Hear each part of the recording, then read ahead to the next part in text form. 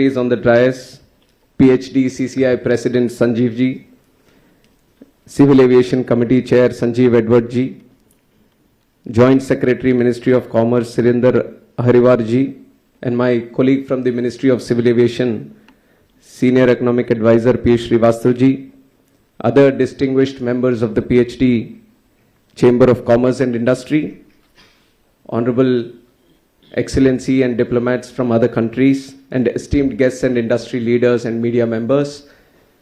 I'm very happy to be participating in the 10th edition of PhD Chamber of Commerce and Industry on the summit which is being held on the civil aviation sector. It is the 10th edition. Like our Piyush ji was telling, it is a double-digit number and a very solid number. So that expresses the commitment PhD has been showing for the last 10 summits in the area of civil aviation industry. So I extremely thank them from the ministry also for continuously keeping the progress up and trying to involve the industry and do a progressive movement in the civil aviation. So I extend my heartfelt gratitude to the PhD Chamber of Commerce and Industry for organizing this summit, bringing together the experts and stakeholders from the aviation, air cargo sectors and other verticals of civil aviation. And as we gather today for this summit, it stands as a testament for PhD CCI's unwavering commitment for fostering dialogue, collaboration and innovation within the industry. And by working together, all of us, we can address the challenge, seize opportunities and ensure sustainable development of the aviation industry. If you look at the aviation industry today, it might look a little bit repetitive, but one thing I want to tell from that point of view is that all the dignitaries who are sitting here are speaking the same language. That is an assurance and confidence to the people that are here that we are not moving in different directions. If you are trying to speak the same point again and again, it is to bolster the confidence of the industry that we are all committed and ensuring that we are all on the same path and same frequency. So if you compare the Indian aviation sector today, it is at transformative crossroads marked by rapid growth and forward-looking vision under the leadership of dynamic Prime Minister Honorable Narendra Modi ji. As one of the fastest growing aviation sectors in the world, India has witnessed a remarkable change in passenger traffic, cargo movement and overall connectivity in the last 10 years. And one testament for that growth has been the increase in the number of airports. In 2014, we had 74 airports. And right now we have a staggering number of 157 airports, which would have been totally unbelievable to think of in 2014 had we just set the number. But we have achieved it. And if you look at the domestic air passenger growth, it has risen up to from 67 million in 2014 to up to 152 million in 2023. And the fleet size, which was around the size of 400 flights for the Indian carriers in 2014, it has more than 700, and we are the highest orders we have in the market today to the tune of 1200 in the coming 10 years also. So the numbers are staggering. It is a huge growth in the considering the statistics that we have today.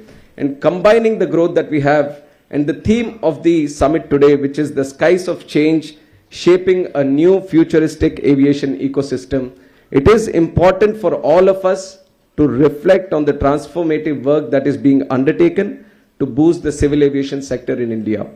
And the skies are indeed changing today. And so is our approach to build a robust and future-ready aviation system. From expanding airport capacities and modernizing air navigation systems to supporting the growth of the air cargo industry and enhancing regional, domestic and international connectivity, our initiatives are designed to ensure that India's aviation sector not only keeps pace with the global advancements, but leads the way in shaping the future of air travel and logistics. The government has an ambitious vision to transform India into a global air cargo hub and a global aviation hub and MRO hub also in the coming future.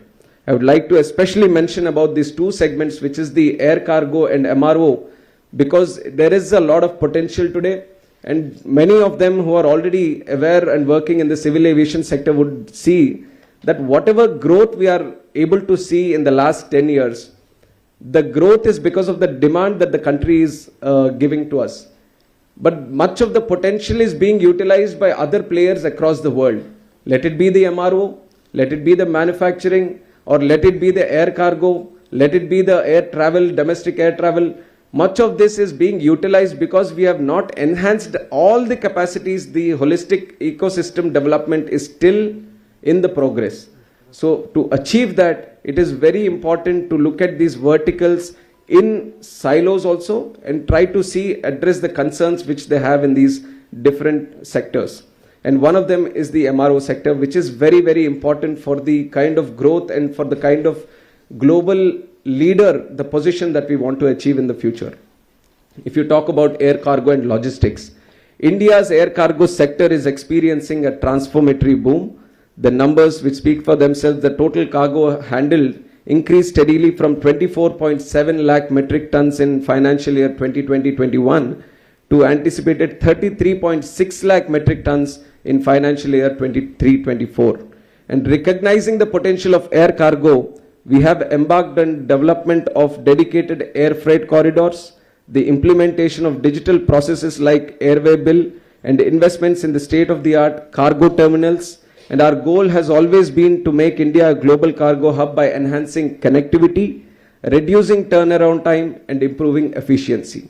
This is where I want the industry to think in the sense, how can we bring in advancements in kinds of technology and try to attach it with the air cargo existing systems so that we can give that kind of experience and the kind of advancement which is required by the customers today. And to further strengthen this sector, we established, from our side, we have established iClass, which is the Airport Authority of India subsidiary, which is handling cargo logistics and allied services also. And the initiative was not just about developing a separate business, but it was about creating a robust network around civil aviation sector and to support and enhance the efficiency of air cargo, logistics and allied services across the country. And it has been doing very good. iClass has finished 8 years and we have been looking at the numbers. If a company which is being owned by the AI can do such good work in terms of air cargo, I think the sky is the limit for private players who can come in and bring in much more huge potential into this network today. And the USA's, if you look at the USA's air cargo market, it is being driven by time-sensitive shipments, which is also an advantage that our country also has, but it's not looked upon in that manner.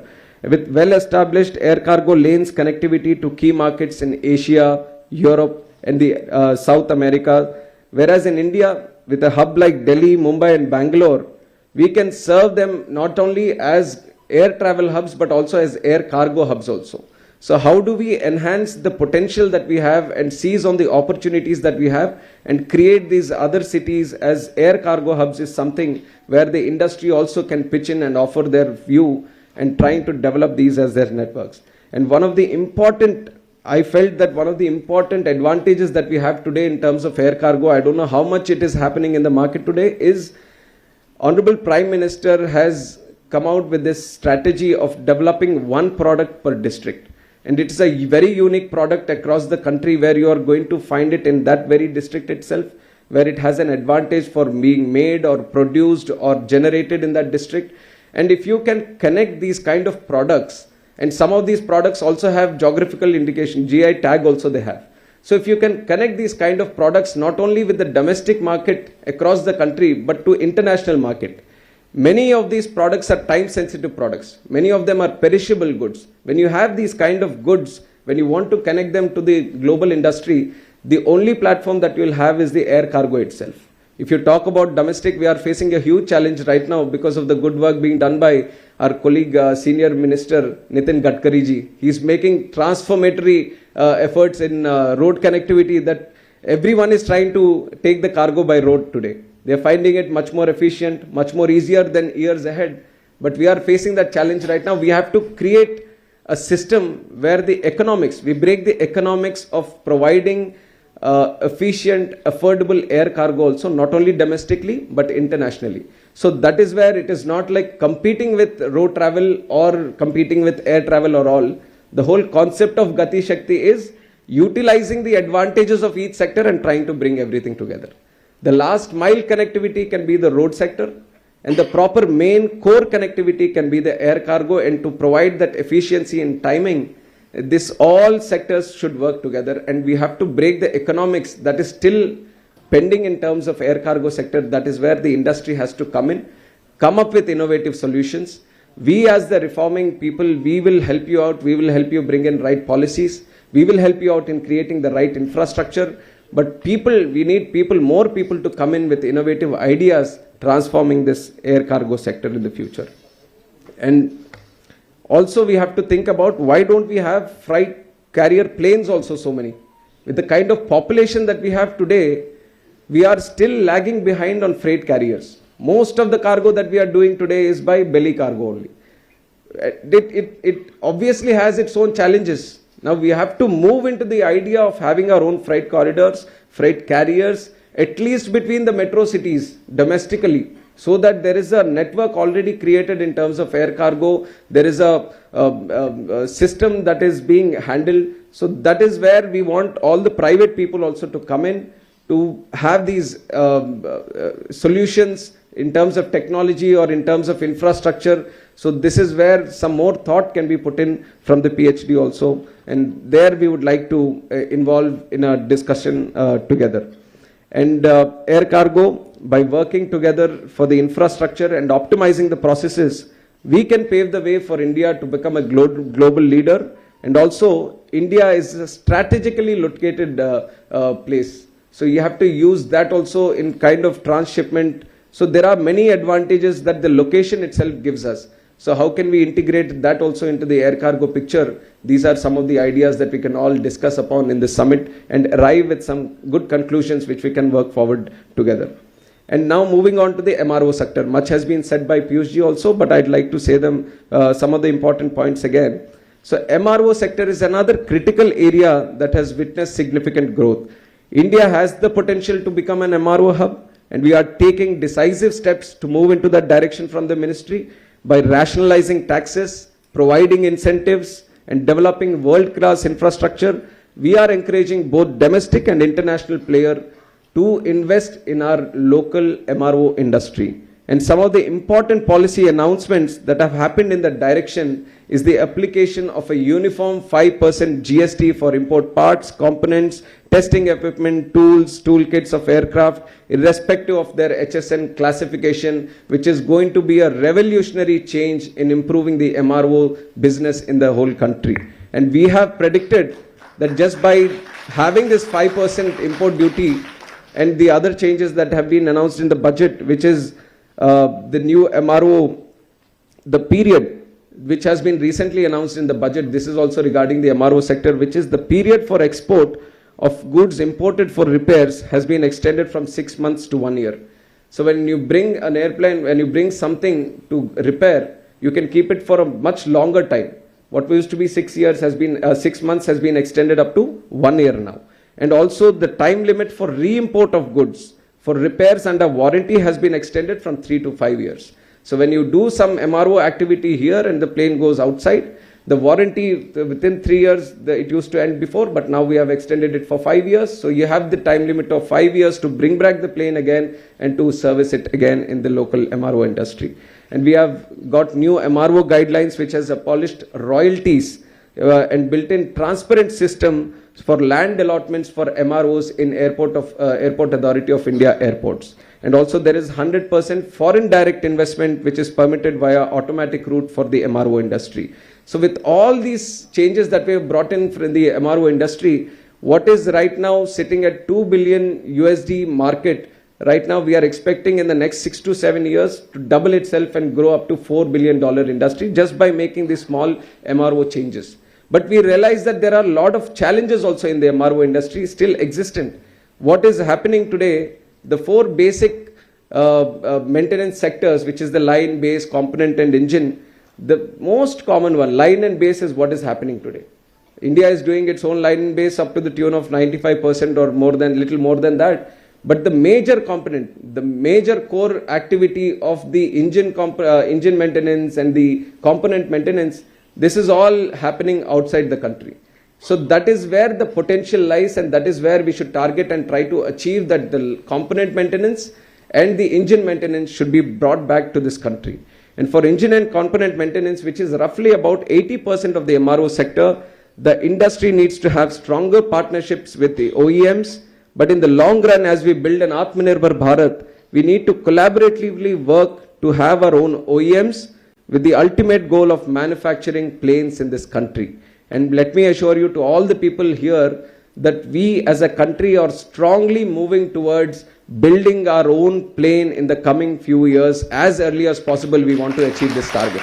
And for this, within the ministry, we have pushed some things forward where we want to create a special purpose vehicle, an SPV, where the ministry is going to include itself with the members of the industry and all the industry experts. They are all going to come together, sit together and work in the next 5 years on what are the challenges, where are the bottlenecks for us to create our own plane today, and we are going to address them on a highway manner. Whatever comes in that picture, then we are going to address them as they come, and we are trying to achieve this as soon as possible, that we have to manufacture our own plane here.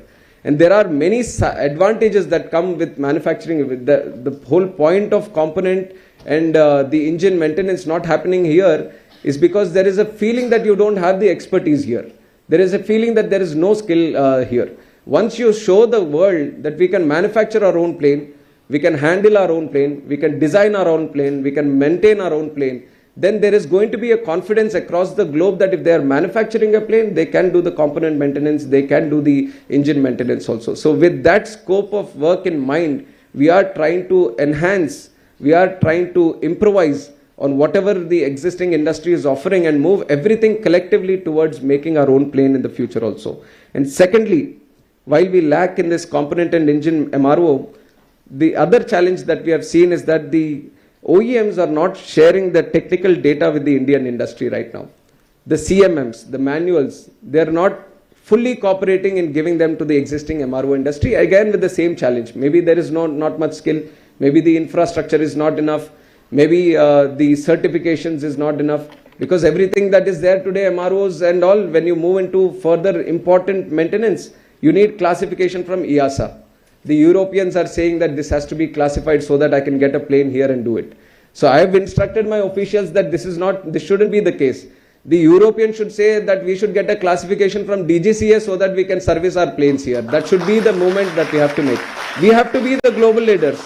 All the technological innovation, all the brains that go into this, all the brains that are sitting in engineering and all, anywhere in the world, you are seeing that Indians are doing it. But we are not able to tap on the advantage that is being created. So we want to push with that attitude, with that mindset, that the Indian regulations or the Indian manufacturers or the Indian MROs, they should lead the way for the whole world. And that is the mindset that we have right now today. And with this wider objective, the government is actively introducing many reforms also. We are trying to see what all reforms can come in the future so that the MRO sector gets a real boost. And for me, considering I am from the political background also, one important problem that this whole thing, let it be air cargo, let it be the MRO sector, this important problem that is going to solve for me as a politician when I'm meeting people is the job situation in the country. Now, if you go and sit with the people, then the most important the request that we get is regarding the jobs. And unless we try to do something as a sector collectively to address that situation, it is going to be a very difficult task for us in the future also. We have the potential, we have the human resources, but we need to skill them in the right way. And today, because we are not offering the training institutions of skilling also, there are a lot of people who are going abroad, learning the skill and coming back and working here. Why can't we do the training here only? So this is another area where we have to see that different verticals within the aviation industry, what are the different skilling that is required? What are the skills that are being done in another country and then people are coming back? So those gaps that are being arised in the skilling, that has to be met with domestically only. We have to create those institutions where the skilling can also happen here, and not only for our domestic market. we can cater for the global market also. People can come here, have their skilling done, and probably go into some other aviation markets across the world and work there also. So that is another one that we have to address. And in terms of how do we achieve this whole building of our own airplane, another reform that we have brought in is the Bharatiya Vayan Videyak, which we recently passed in the Lok Sabha. Now this Aircraft Act, which has been changed to the Bharatiya Vayan Videyak, this talks about India as a country of state of design. Now to manufacture our own plane, to other people to take us seriously that we are doing something in this design area, it is important for us to give a legal backing to the word design. And that is what we have brought in through this new bill also. And it has been passed in Lok Sabha, and when we get the opportunity soon, we are going to pass it in Rajya Sabha, and we are improving our whole capability on not just saying that India is not, when it talks about aviation, it is not about flying people from one point to another point. It means serious business. It means about manufacturing planes. It means serious business in maintaining planes, the whole MRO sector, everything, air cargo, everything that comes into this. We are wanting to achieve the global status and the global leaders. That is where we want to be, and that is the idea with which the Bharatiya Vayan Videyak has also been brought into the parliament. And after the announcement of National Aviation Policy in 2016, the number of MROs have increased to 147 from what used to be 114 before. And we see a more positive increase in the coming years also, but we have to move, like I said, in the right direction of doing that component and engine maintenance, how to address that situation. That is where we need to concentrate more on. And with consistently increasing, so whenever the industry has to do something, there has to be a confidence that it is going to survive or this market is going to support. Now we see that there are 1200 planes that are going to come. What bigger market than this? We have the highest number of orders. So anyone who is thinking, if I want to do an MRO, is the business going to help us out? Is the market there, demand there? Obviously it is there. There are 1200 more planes. So whoever is actively trying to pursue in this area should think confidently and should make very bold steps, consider the advantage that the market has today, and be that first mover into catering for those solutions today. So other than that, the strong talent pool and again the location that we have, India is well positioned to offer cost-effective and high-quality MRO services not only to our domestic fleet but also to international airlines. This will not only save valuable foreign exchange but also generate employment and skilling development opportunities within the country. And other reforms, so these are the two main sectors which I would say that in this summit you guys can discuss on, the industry can all discuss on, and try to give us a picture on what are the requirements or the challenges that you are facing in terms of reforms. We can try to address from that side. So that is why I won't really accept that when they say that the leader of civil aviation is here, I would say the partner of civil aviation is here for the industry. We want to partner with you guys.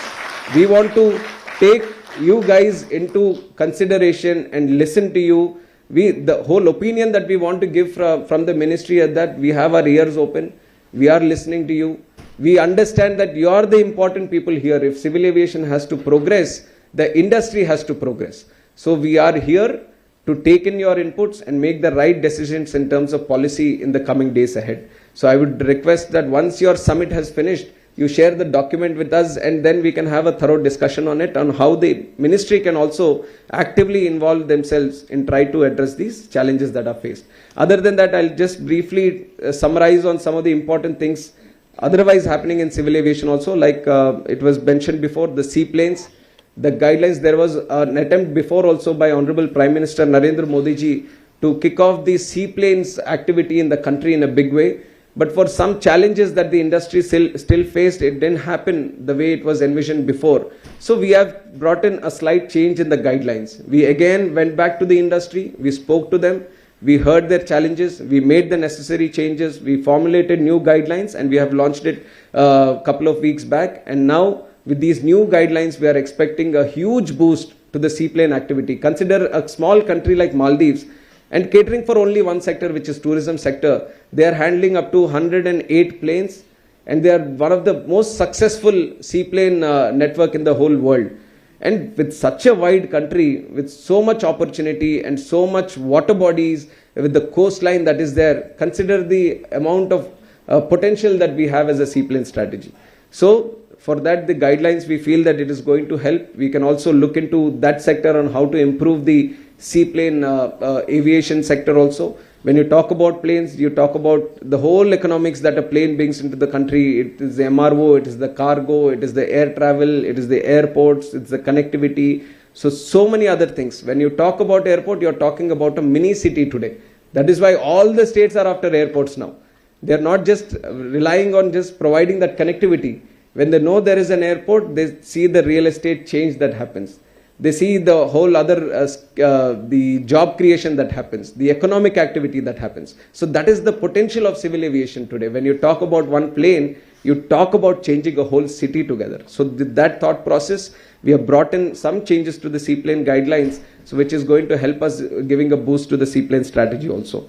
And also RCS Udan, which is a very revolutionary scheme for connecting our hinterland airports, for connecting those unserved or underserved airports. For the last 10 years, we have this scheme running up till 2027, but we have observed with the huge success that the RCS Udan scheme has achieved, we want to extend it for another 10 years and see what all gaps have been there in the last 10 years, try to address it, revamp it and make it RCS 2.0 Udan for the next coming 10 years also. So that is one confidence we are giving from the ministry, that we are going to work on extending the Udan scheme also for the next coming 10 years, which is going to give a boost in improving the airport infrastructure. Right now we have 157, and in the plan of Viksit Bharat for 2047, we are planning to improve these 157 airports to up to 400 airports, including the waterdrome airports, including heliports and everything. We feel that India still has an opportunity to double the airports that are there today, and we are going to work on it. So there is a lot of demand and there is a lot of potential as a country for civil aviation in terms of infrastructure. So RCS is going to come into play. And out of these, the most interesting and exciting thing I've kept it for the last, which I want to share with you, is the drone technology. I feel for the last 20 years, drone technology has always been there, but the usage, the potential that drone technology has, it's still not explored to its fullest yet. And one example I can give, yesterday, I shouldn't be taking the credit for what's happening in Andhra today. The credit goes to Honorable Chief Minister there, Nara Chandrababu Naidu garu, who has always been a visionary and encouraging new technologies to come into play in terms of governance. So he was the one who picked up the idea of drones. And when we had huge floods, unimaginable floods in the city of Vijayawada, so he has seen that the drones has the capability of reaching to those houses which are otherwise blocked by the water. So he came up with the idea, because the drones come under Ministry of Civil Aviation. We had the opportunity to partner with them. We have brought in different companies to come together and bring all those drones. And now we have to the tune of 60, 70 drones which are working in that city, trying to distribute food, milk, water, medical necessities and other things. They're doing surveillance on how much water is there in what area. And tomorrow, once the water recedes, we are going to move into using those drones for sanitation also. So much potential is there in just one test case. So how many other test cases do we have? How many other potentials do we have for drones? I think that is one sector which is a very promising sector, drones. We currently have banned the import of drones, so we are doing only local production. We have PLI scheme for drone production. So from the ministry, we are trying to encourage more and more of these drone related activities. But industry has to come forward and provide these innovative solutions and do a large scale innovation in this and try to attach themselves with these test cases. So that is one potential. And within the drones, we are talking about the smaller drones which can do these kind of activities. But the bigger drones, which are the vertical takeoff and landing vehicles, which are going to come into place in the next couple of years, I think that is also another exciting area that we should all look into as a civil aviation industry, is how these people, the eVTOLs, electric vertical takeoff or landing vehicles, how when they come in, how it is going to change the whole landscape of civil aviation. I think that is another area that I'll leave room for discussion for future, but I'm just leaving you the thought that we should still think about drones and eVTOLs also. And other than that, in this summit, I would request that thoroughly you should discuss more on how to improve the air cargo sector and also the MRO sector. We have been doing some changes from our side, and Honorable Prime Minister has a grand vision for 2047. But in the Council of Ministers meeting he had recently, he has told that even if we have the grand vision, we have to have smaller targets also, smaller targets where we are having a target for 5 years, for 10 years. So my suggestion to the PhD today would be for the next 10 years to be one of the global leaders in air cargo and MRO industry. What are the industry suggestions for the next 10 years? What is the way forward? How should we all collectively move forward is something which you can all discuss and present to us as the ministry so that we can work towards achieving the goal of Viksit Bharat 2047. And with this, I personally thank all the PhD. I think it's one of the biggest bodies in the countries today where they are trying to gel the policy making and also the industry together and try to do good things for the country ahead. And we are very fortunate that in the civil aviation sector also PhD has been working thoroughly and doing this for the last 10 summits. And I was thinking that I just got charged as minister, and probably within a month or two they came and met me. And they have invited me for this. I was like, what will I have to say? I'm still learning things in civil aviation ministry. But then I thought that it's not me telling what we are doing. It's more like what you guys are doing, I should know here.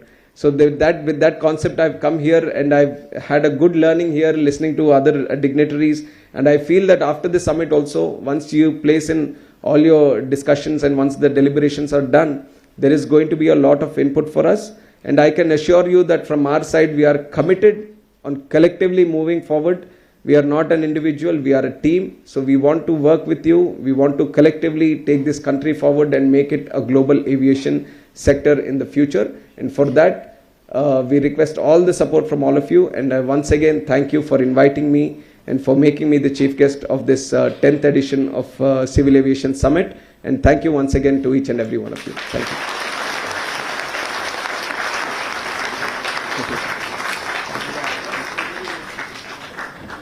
So what a speech, what a enthusiastic and dynamic speech from a dynamic leader. Big round of applause for